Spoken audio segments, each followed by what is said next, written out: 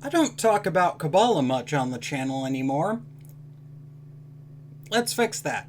I am Dave the Amateur Magus. On this channel I talk all about the mechanics behind ceremonial magic, occultism, esotericism, and the mechanics behind everything you can find within a dusty old grimoire.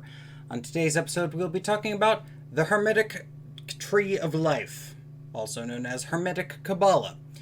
If you enjoy what I do here and you want to support the channel, link in the description to the Patreon where you can get exclusive access to videos early, Patreon exclusive videos, and the Occultic Manual series, which is a monthly write-up that is aimed at being more advanced than what I have here on the channel, but less advanced than what you would find in, say, a dusty old grimoire. If any of that sounds appealing to you, link in the description.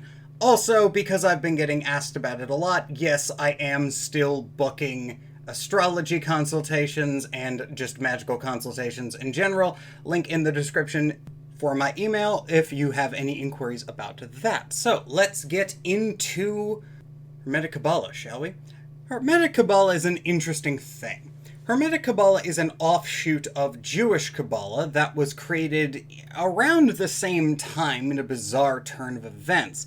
And the history of Hermetic Qabbalah is entirely devoted to trying to gloriously appropriate it by Ficino, misunderstanding what Ficino was doing by Agrippa, and expansion by the Hermetic Order of the Golden Dawn. Now, Hermetic Qabbalah is in no way directly related to Jewish Kabbalah. They use the same terms, they use similar terms, but for the most part, they are very, very, very much separate and different systems. If you were to take Hermetic Qabbalah and you were to apply Jewish Kabbalah lessons over top of it, you'll be incredibly confused as to how people are using it to summon demons. And if you take Hermetic Qabbalah and you apply it over Jewish Kabbalah, you will have a lot of problems trying to understand why the hell would you study this? This is not practical at all. Hermetic Qabbalah is a practical system. It is used as a filing cabinet to put correspondences to in order to better use them in magic. This is why you will have things like the god names invoked, the different elemental pentagrams use the god names of different elemental spheres, but those elemental spheres are actually the different spheres on the Tree of Life, and even then, if you use different spheres in those invocations, you will get radically different results.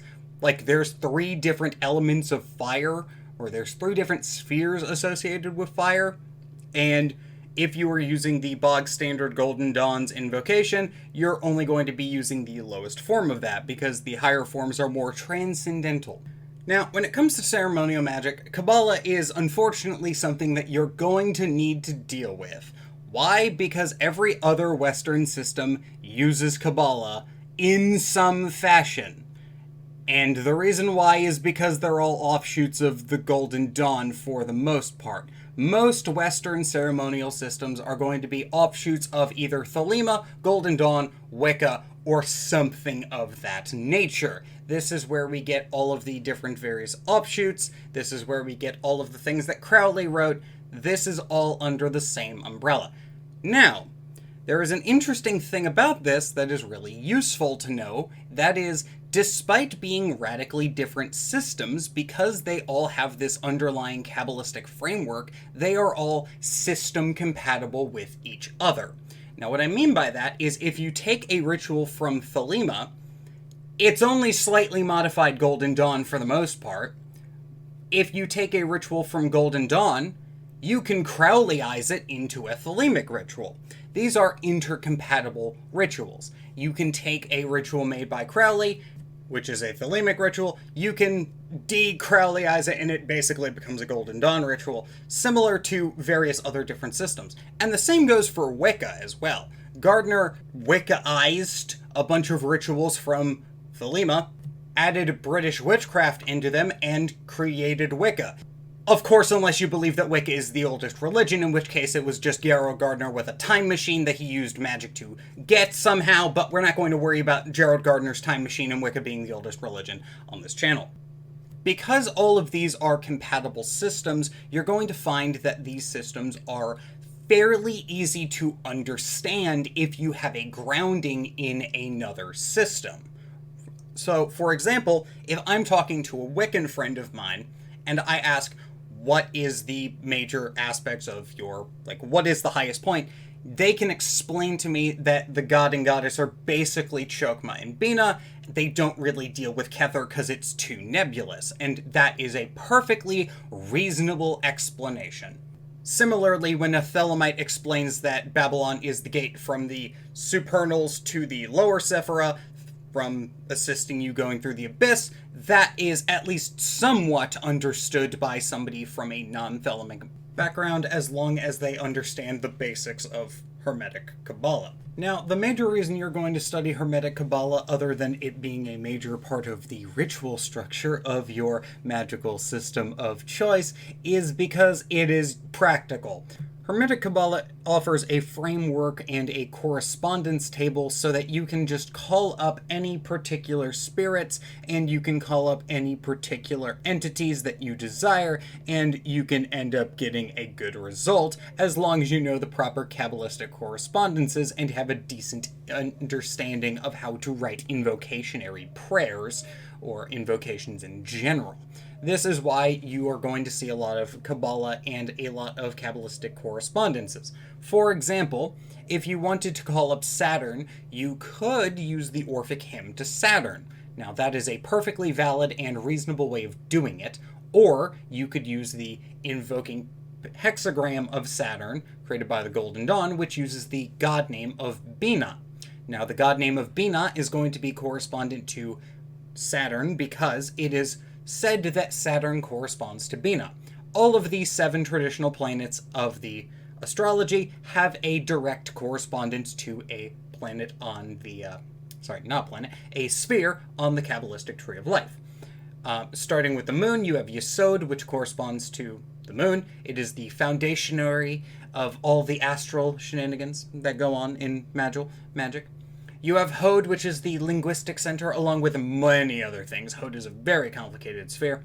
You have Netzach, which is passion, and it corresponds to Venus, and it's also green. You go up to Tiphareth, which is healing, and it is associated with the sun, and you go up to Gevora, which is Mars and destruction. You go up to Hesed, which is a bunch of things, but also Jupiter, and then you go to Bina, which is cross the abyss, which all of the rules and boundaries are established in. There's a lot of different reasons why the Kabbalistic spheres correspond to the different planets they do. However, the important thing for us is that these correspondences exist and we can use them in our magic as part of our symbol set. So we don't need to go through the massive correspondence table for Jupiter. We can correspond things to Hesed and call up the god name, which is said to be the powerful invocation of that sphere, El. Now that's not entirely how it works, just straight up, but this is for the most part how it actually works in practice, because you're going to be using different god names to invoke different powers in your ritual, and when you invoke different god names and different powers in your ritual, you're going to be calling them into your sphere of sensation, and you're going to be calling them into your magical working.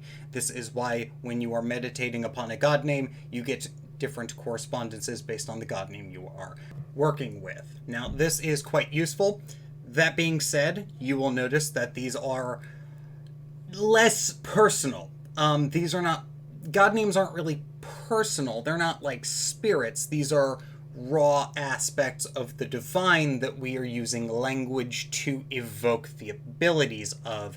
These aren't, oh, I'm going to call up Aphrodite. This is, oh, I'm going to call up the god name of love and that corresponds to love in its rawest form, or at least the Venerian aspect of love. This is an important aspect that we should learn because there is a lot of overlap between planetary powers, but there is really not that much overlap between Kabbalistic spheres. Now, the Kabbalistic spheres are going to have completely different functions, and while they are correspondent to the different planetary forces can really be used for anything depending on the skill of the practitioner.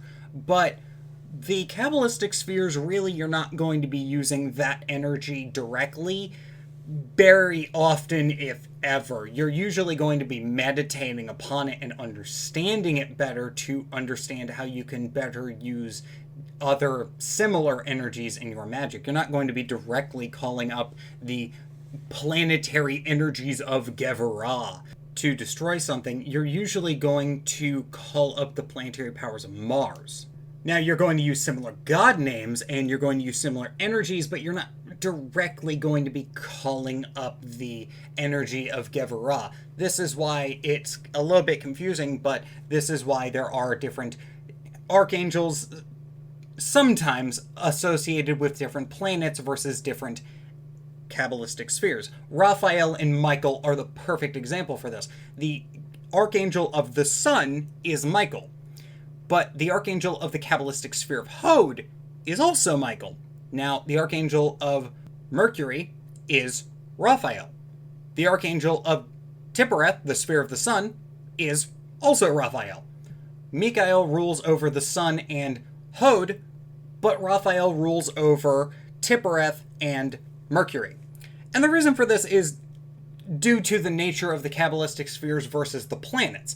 The planets are not the spheres. They relate to the spheres in the best way, but they are very much not the spheres themselves. And this is a misconception that a lot of people get.